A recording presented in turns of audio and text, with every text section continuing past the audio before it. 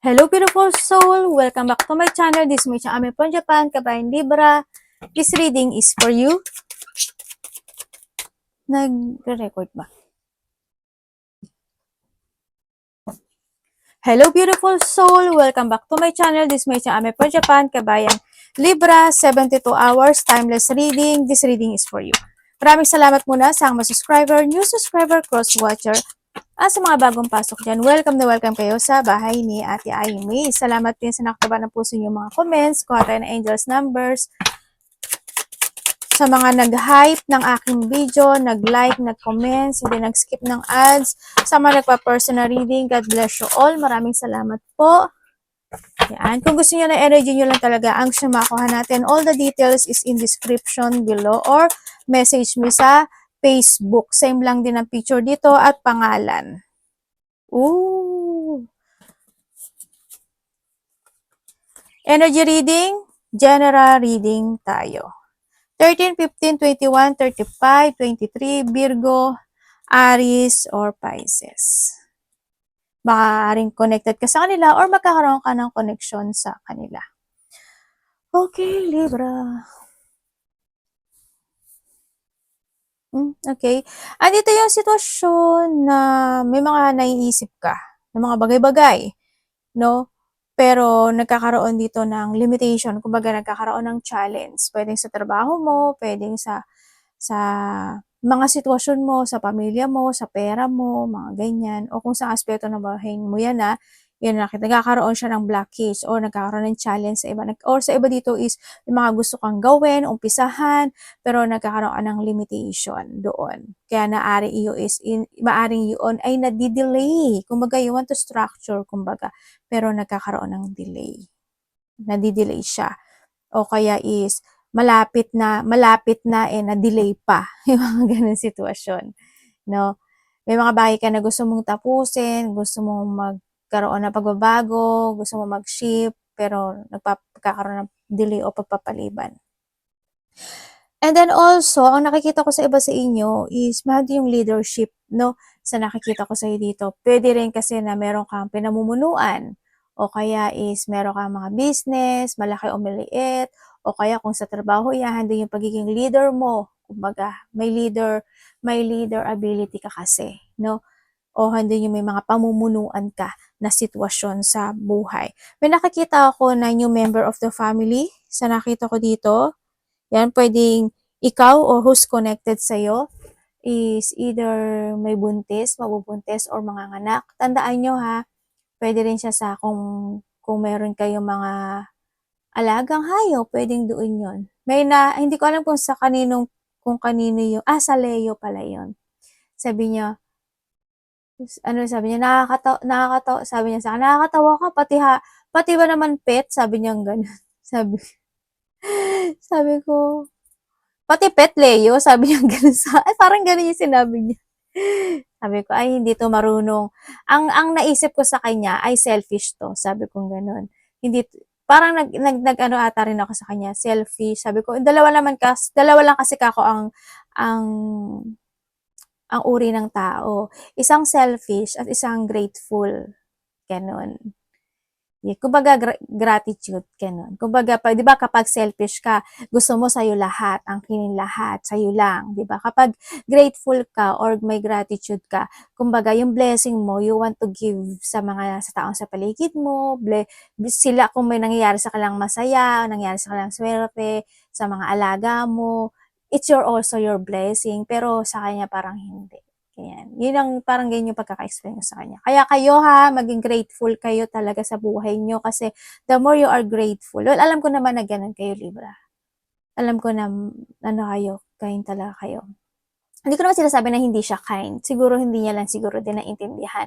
Medyo naunahan siya ng kanyang emotion. Di ba sabi ko, if the emotions is high, intelligence is low. Nakakabobo, di ba? Yun, medyo dun sa point na yun, medyo natuwalag siya. Medyo hindi nauna yung emotion niya. Well, nandun yung point na yon ang nakikita ko dito. And then, sa iba sa inyo is, pwede rin kasi sa iba sa inyo, halimbawa, may mga gusto kayong gawin, may gusto kayong puntahan, aksyonan, pero nadidelay siya. Halimbawa, gusto niyo mag-travel, eh, kaso hindi pa puwede kasi kulang kayo sa finances, 'di ba? O kaya gusto niyo mag-holiday pero hindi puwede kasi kailangan niyo ng pera, yung mga gano'ng sitwasyon, kung ano man yang sitwasyon na 'yan na and Libra, you have an enemies. Yes, may enemies ka sa nakikita ko dito and then may taong matigas ang ulo. Sana hindi ikaw ito or someone who's connected sa'yo ito. Someone want to protect. Handun din pagdating siguro sa sarili mo, you need to protect yourself din ano, sa mga tao na makikilala mo, sa mga tao na bubulihin ka, sa mga tao na enemies mo, you need to protect yourself. 'Pag alam mo sa sarili mo tama ka. Well, hindi sabagay hindi ka naman din kasi pala talo, 'di ba? Hindi ka naman pala compete, 'no? Okey naman 'yun, good din naman 'yun sa'yo, 'no? 'Yun, eh, basta you need to protect yourself and you need to protect your finances din ano, sa nakikita ko dito. Andito rin yung protection na sinasabi. Siguro you want to protect someone into your life or may tao na hihingi ng tulong o suporta sa'yo or ikaw ang magbibigay nito sa kanya or may tao na gusto ka niyang protektahan, 'no? Na andun yung point na iyon. Sa iba naman sa inyo is may konting obstacle or may mga blockage naman sa iba, 'no, ako nakikita and then may mga delay. Delay, madi-delay, ipagpapaliban. Basta may delay ako nakikita sa inyo. Siguro hindi pa need to progress siguro yung sitwasyon, 'no, o may mga dine-delay kayo baka need to progress to finish or para mag-shifting yung situation. Yun ang nakikita ko dito. Sa iba dito kasi nagkakaroon ka ng extension dun sa sitwasyon. Sa iba naman sa inyo is this is a time na kailangan nyo na mag-action. Pero it is depends sa inyo. Hindi ko naman kayo minamadali, pero nasa inyo. Kung saang aspeto ng buhay mo yan, ha?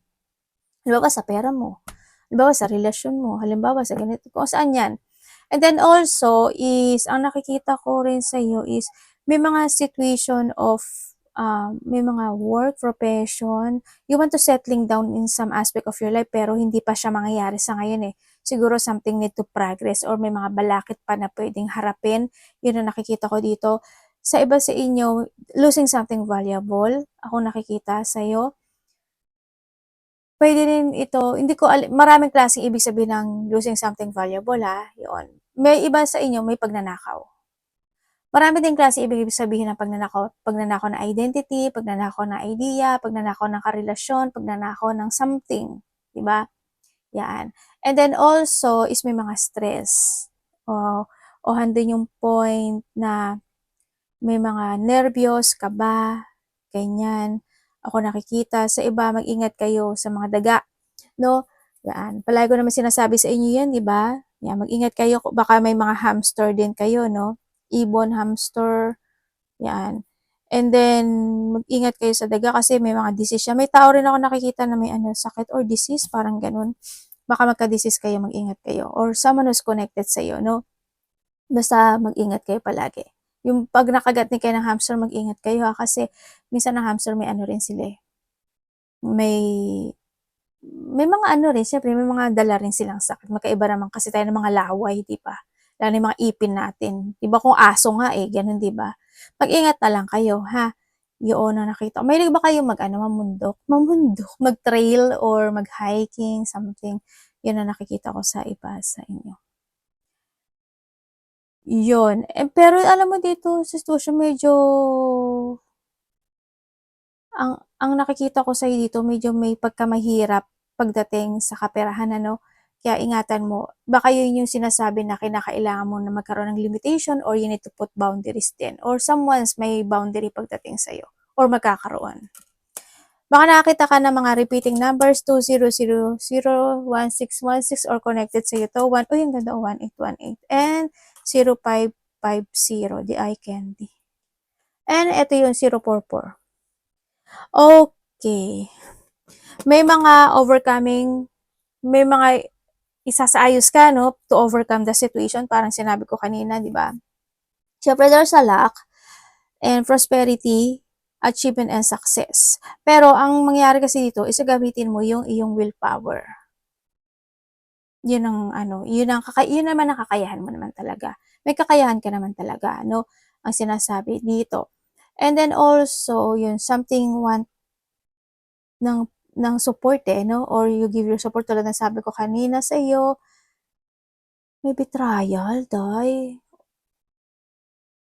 Pwede sa trabaho mo 'to or sa karelasyon, basta may betrayal, ako nakikita.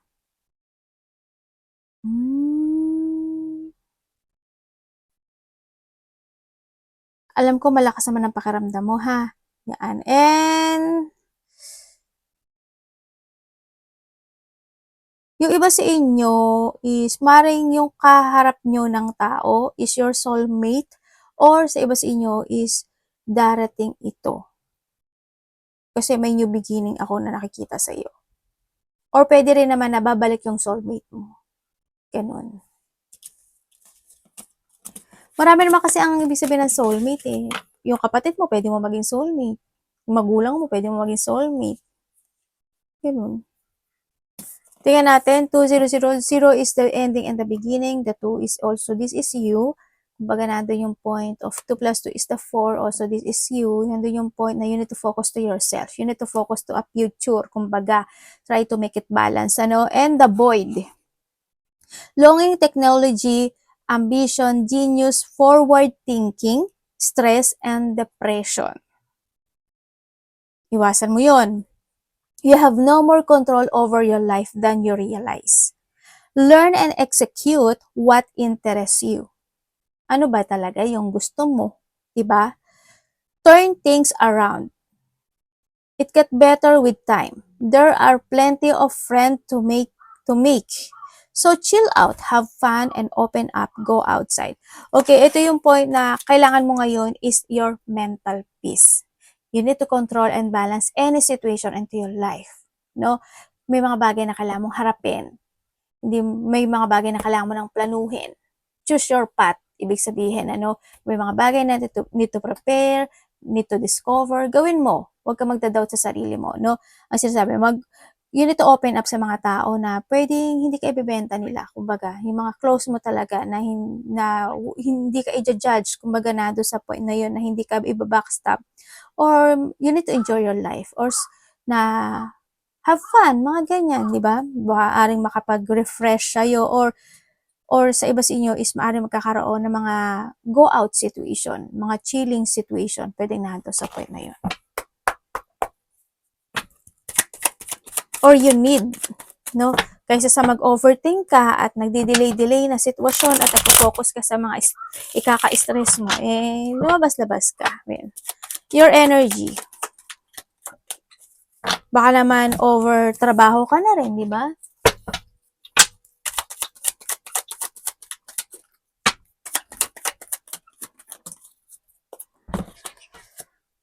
Okay, when it comes sa iyong energy,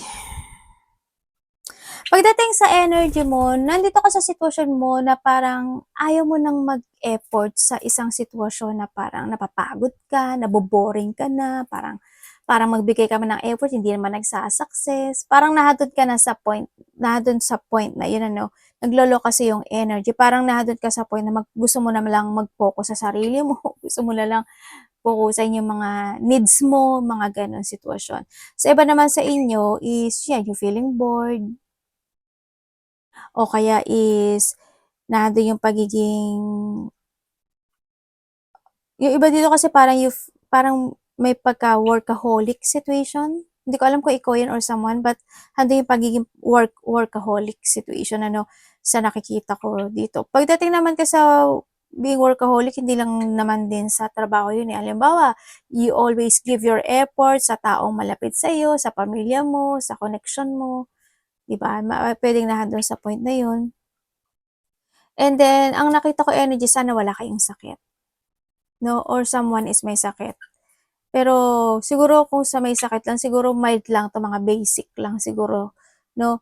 Pero sana wala naman. No? Pero may naglo-low energy kasi ako nakikita dito sa iba sa inyo. Kaya if there is na may ganong sakit talaga, is you need to put effort para ma-remedy yan or mapagaling nyo yung sarili nyo, no?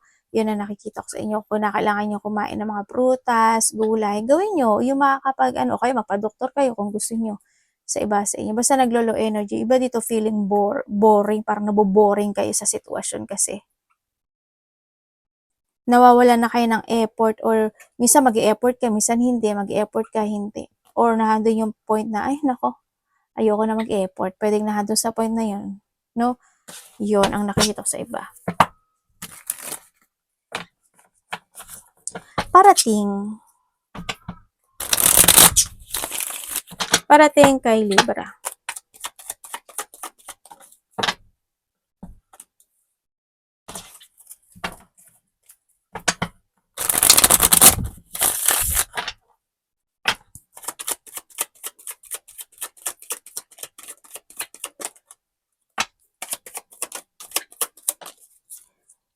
Okay. Parating sa iyo.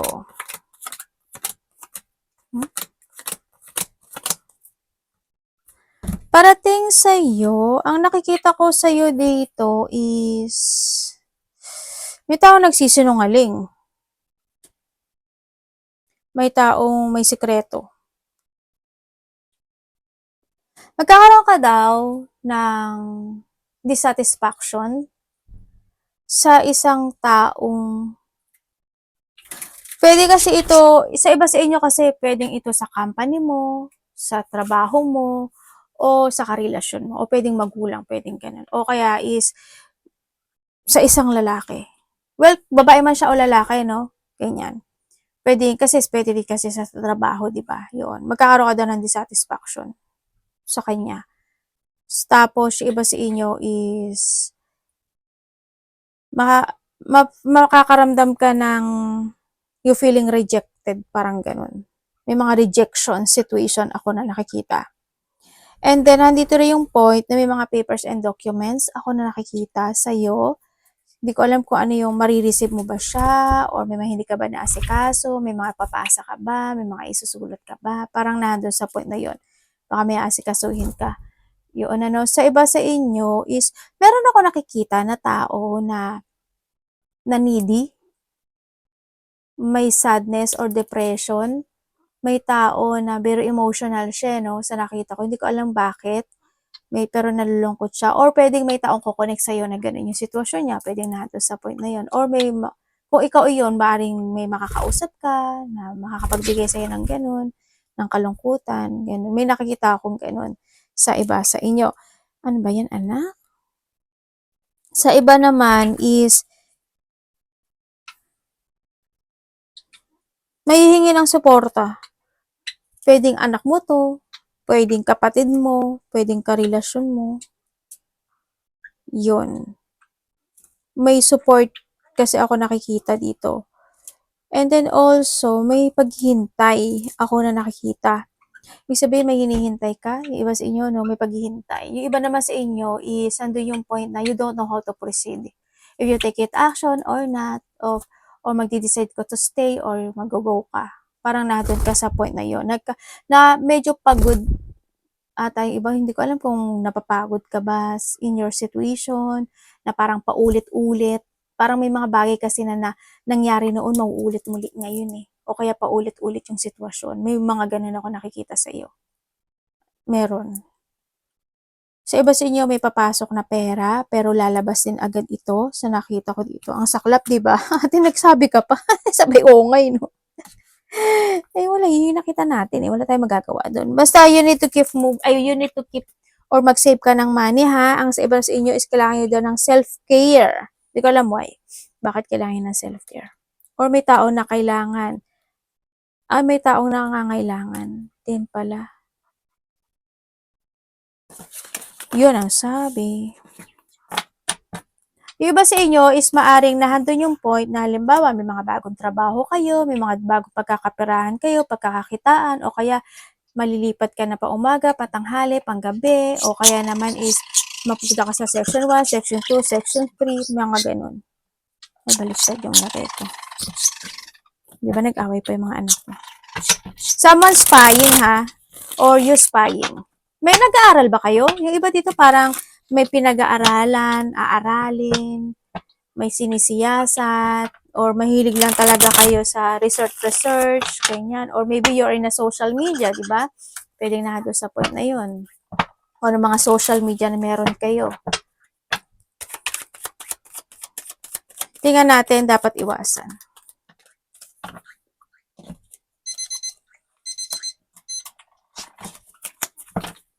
Dapat iwasan ni Libra.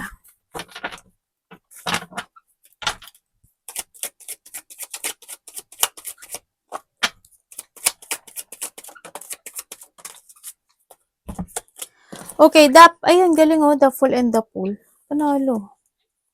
Okay, dapat mong iwasan, Libra, yung mga sitwasyon na pwedeng makapagpa-stress sa'yo or makapag-pressure sa'yo na doon sa point na yon. Iwasan mo rin, syempre, yung mga tao na immature o kaya being immature, yung mga taong pasaway or being pasaway, yan, iwasan mo yun. Iwasan mo yung mahatakan ng nakaraan. Iwasan mo din yung magkaroon ka ng limitasyon sa sarili mo. Gawin mo yung gusto mong gawin. Kung alam mo naman yun makakatulong sa'yo, kung alam mo naman kung makakaangat yun sa'yo, o kaya naman kung alam mo naman din siguro yung tama sa mali, di ba? Yung gawin mo, di ba? And then iwasan mo yung ayan na naman ako, magiging masamang tao na naman ako. Yung overkind, no? Alam ko naman na mabait ka, pero alam niyo naman din palagi, pag labis, hindi na nakaka-good, di ba? Yun. Well, nasa sa inyo pa rin naman yun. Iwasan nyo, ha? Nasa inyo naman yan, buhay nyo naman yan. Basta huwag nyo lang kakalimutan. Alam mo, kanina pa ako nagpupunas eh. Sige nga.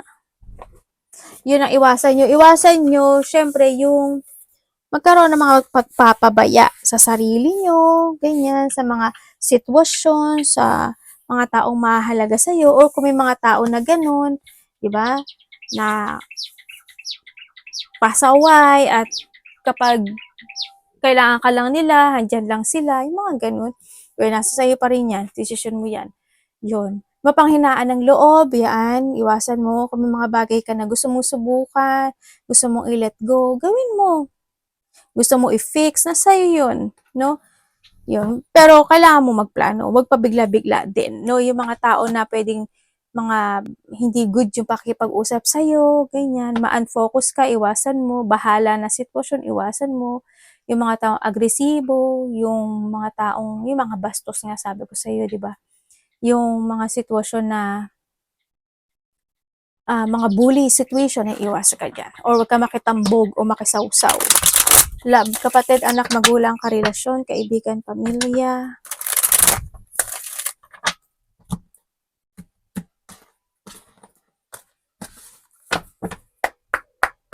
Tsaka huwag ka mag-aalinlangan sa mga gusto mong gawin sa buhay mo. Tiwala lang. Love.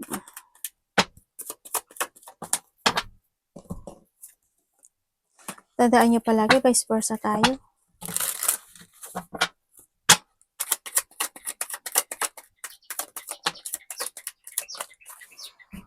Okay, pagdating sa love, kung single ka, ay magkaiba kayo ng energy pala. Okay, kung single ka, ang nakikita ko sa ito, yes, maaring may nakikilala ka na, o kaya naman, may nakakausap ka na, o iba sa inyo is darating to. Dito sa sitwasyon,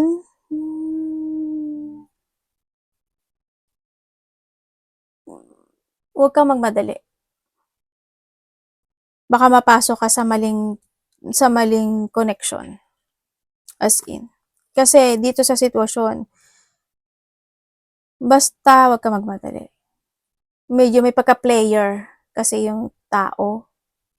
Tapos ikaw pala to, no? Naloko na. Well, it's your life. Basta mag-trust ka sa intuition mo. Kung kayo is nagkahiwalay nitong taon, yes, nagkaroon ng paghiwalayan, di pag-iwan sa ere, nagkaroon ng mga disloyalty, no? When it come in this connection, pinahalagahan mo naman kahit hando yung care, love. Kaso, alam mo yung point na binigay mo naman, inayunan mo siya, tinulungan mo siya, ginib mo talaga yung dapat para sa kanya, pero wala naman siyang hindi, alam ko naman na hindi ka nanghihingi ng kapalit. Pero yung sitwasyon na nangyari dito sa sitwasyon dahil nga sa nagkaroon ng maraming lihim o nagkaroon ng maraming sikreto pagdating sa connection, yun ang masaklap, di ba? Ibinigay mo yung all mo tapos hindi naman Hindi naman niya na ano, parang take lang siya ng take, 'di ba? Sana you live to learn from the past na lang din ano, sa nakikita ko sa ito. Kasi kung titingnan ko dito, ano siya, eh, hindi siya gano'n kaseryoso pagdating sa iyo.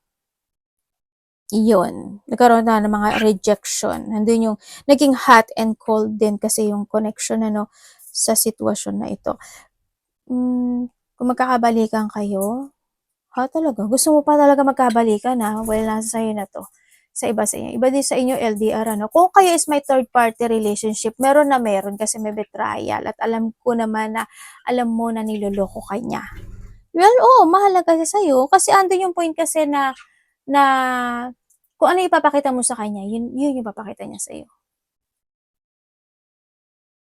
Yun ang nakikita ko. Well, nasa sa'yo na rin ito 'no, kung naghihintay ka ba na magbabago siya? Sa tingin ko hindi kasi may mga dissatisfaction pa ako nakikita. Kaya iba sa inyo, you're feeling stuck, pero alam mo yung sa may mga third party diyan, ang nag-e-enjoy dito yung may third party. Nandun yung isa nai-stuck. Well, nasa sa inyo na yun. Okay? Kung kayo naman is walang third party relationship, kung wala kayong third party relationship, pwede rin kasi ang isa sa inyo is may nararamdamang pain or may sakit. Pwedeng nandun sa point ano, na kailangan niya ng care and support pagdating sa sitwasyon. Or may mga sakit sa parte niya, sa parte mo. Sa iba sa inyo, sa may mga walang third party relationship naman, anak, na ano mo yung card eh. Ang nakikita ko dito, magkakaroon, bakit ganun? Ang pangit no ano. May mga depression kasi ako na nakikita eh. Hindi ko alam kung depressed ba siya sa trabaho niya or ikaw or may problema siya sa pera. May mga gano'n, may mga kalungkutan ako na nakikita pagdating sa relationship. Dito sa sitwasyon na 'to, hindi ko alam kung ikaw yung masyadong masikreto o siya yung masikreto. Masyadong malihim yung isa sa inyo sa nakikita ko dito. Iyon. Puwede rin naman na meron siyang sinisikreto pagdating sa'yo kasi mayroon siyang sorpresa, puwedeng nandun sa point na yun. Pero kung sasabihin mo sa'kin na dito sa sitwasyon na ito, na ninanais mo na magkaroon ng pagbabago, hindi ko pa nakikita na magkakaroon ng pagbabago. Pero sana hindi lahat dahil sa nakuha kong ano kasi, energy is may disloyalty. Puwedeng baka naman kasi when it comes sa disloyalty, marami kasi ibig sabihin. Halimbawa, baka naman hindi naman needs na talaga na sabihin, 'di ba? Puwedeng na kaya nagkakaroon ng gano'n, pagsisinungaling, 'di ba? Puwedeng nandun sa point ngayon, baka kasi hindi na kailangan sabihin kasi baka mag-away lang kami, puwedeng gano'n. Maraming reason talaga, 'no? Kasi energy reading yung nakukuha natin. Pero dito sa sitwasyon na ito is gano'n. 'Yun, may mga negative na situation sa relationship. Baka maibibigay siya sa'yo or maibibigay ka sa kanya or nandun yung point na baka hihingi siya ng tulong or ikaw yung hingi ng tulong sa kanya. Vice versa. Or may mga pinagdadaanan ano, ang bawat isa or isa sa inyo.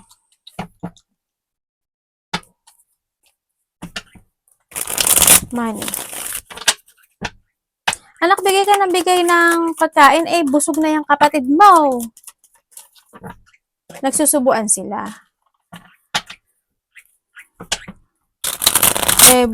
Busog na yung puti. Your money.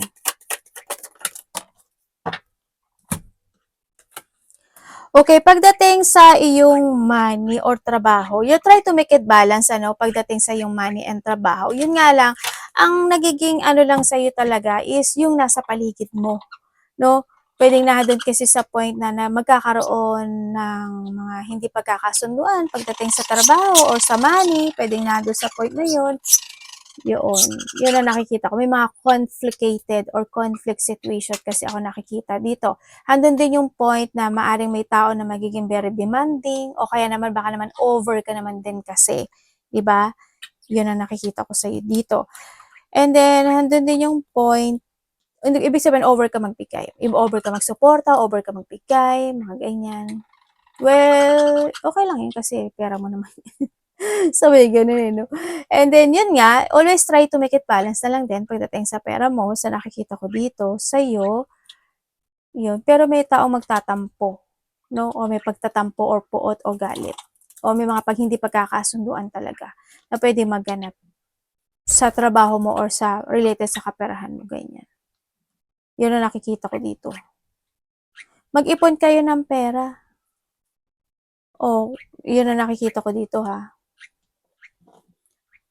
Kumbaga, mas maging, magkaroon kayo ng controlling, no? Balansehin nyo talaga yung kaperahan nyo. Yun, magkaroon ka na more disorganized, mag-save kayo ng money. Well, nasa inyo yan, ha? Yun. Mag-ingat ka lang pagdating sa mga tao, magkakaroon ka ng connection na pwedeng hindi kayo magkasundo, ha? Pagdating sa trabaho or pera. Arigato namaste, God bless.